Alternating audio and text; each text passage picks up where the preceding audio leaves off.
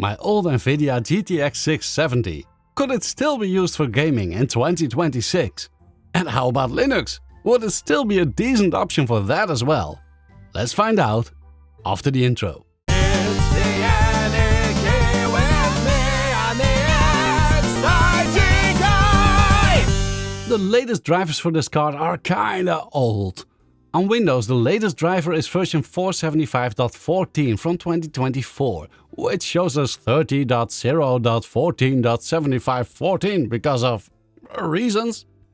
On Linux, we're using driver 470.256.02, which I could install using the yi command on EndeavourOS.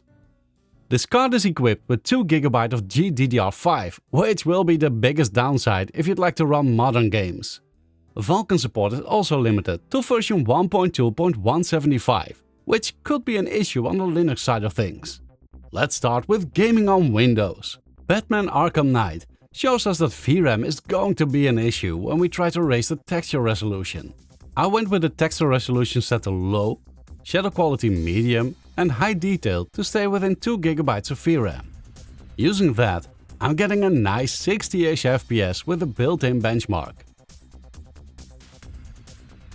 Afterburner doesn't seem to agree with a minimum FPS of 48 as shown by the benchmark, but is showing 1% lows to be quite a bit lower. Still way over 30 FPS though, which is the default max frame rate in the game's config. In Black Mesa, we're going for 1080p and the high preset. Someone told me to benchmark this game using the Zen maps, as these are the most demanding in this game, so let's start there. A high 90s average with 1% lows at a decent 55 FPS. Not bad, right?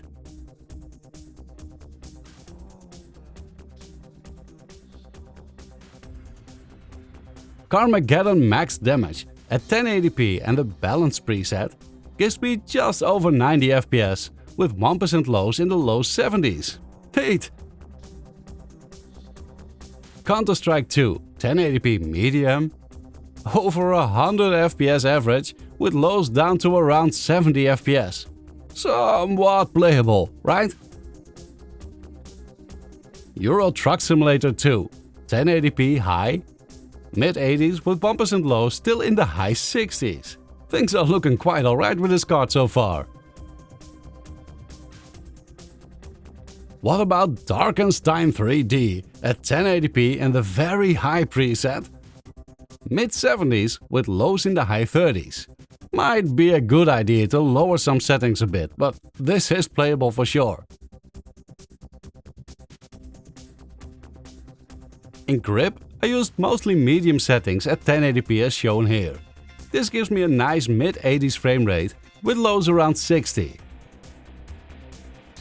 Doom Eternal at 1080p has to be set at a low preset because of VRAM. And even then it shows the maximum VRAM to be way higher than what's actually available on this card. With an average FPS of around 40 and lows in the mid-20s, not that great. So what about Doom 2016? Is that much lighter? Well, at 1080p and the high preset, I'm getting almost 60 FPS and lows that are higher than the average in Eternal, so it sure looks like it.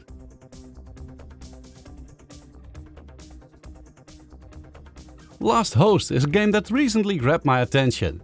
You're playing as an RC car that is looking for its lost owner. It's not out yet, but there's a demo, so I figured I'd give it a try. At 1080p and a fantastic preset, we're getting mid-70s and 1% low still around 60. Nice!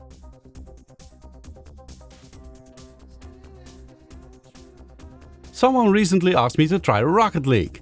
Well, on this card, at 1080p and the high quality setting as shown here, we're averaging around 165 FPS and lows still over 70. Seems playable to me.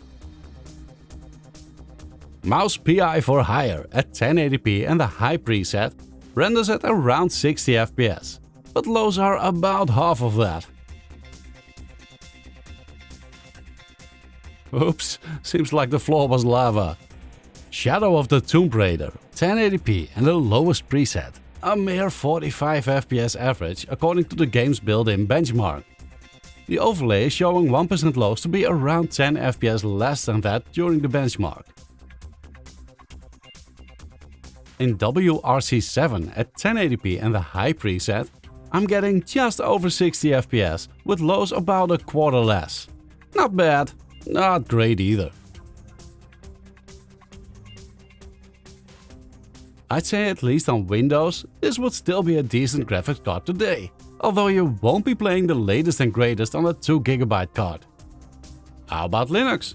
Well, this sure was more challenging. Because it doesn't support Vulkan 1.3, I needed Proton Serac to play any game with DXVK. And even then, some games just wouldn't run at all. Let's just go through them one by one. Batman Arkham Knight runs well using Proton Serac. Just over half the frame rate we saw on Windows though. Black Mesa somehow wouldn't run with Mango HUD enabled, so I had to use the Steam overlay here. It's showing frame rates less than half of what we got on Windows. This is the native port by the way, as the Windows variant through Proton would not work at all. Carmageddon Max Damage would not run no matter what I tried. I sometimes got to see the loading screen just before it crashed. I couldn't get Counter-Strike 2 to run at all either. Euro Truck Simulator did run, and did so just shy of 60 FPS average with lows in the high 40s. Quite a bit lower than it did on Windows. Darkenstein 3D gave me a low 40s frame rate and lows down to 31 FPS, again way lower than before. Grip provided a low 50s frame rate with lows in the mid 30s. Playable, but again a lot lower than before.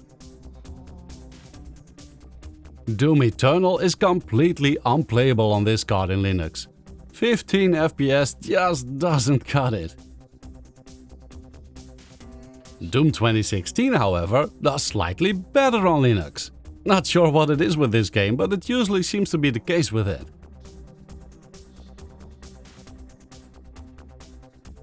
Last Host isn't doing great here. Just over 30 FPS average, less than half of what we got on Windows.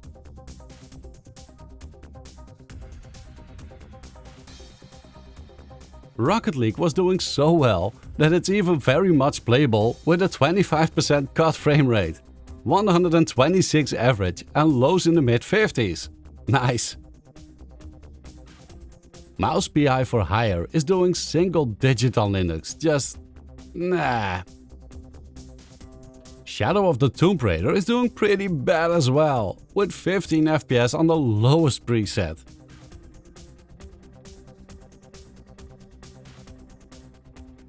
WRC7 is doing just under 40 FPS average and 1% lows down to 27. Yeah, I don't think this is the card for Linux users. Still a cool card for a budget build, I'd say. If you're using Windows, that is.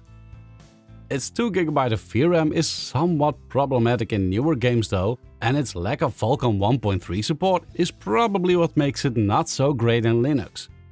What are your thoughts on this one? I'm out of words. I hope you liked the previous words. Thank you very much for watching. Until next time.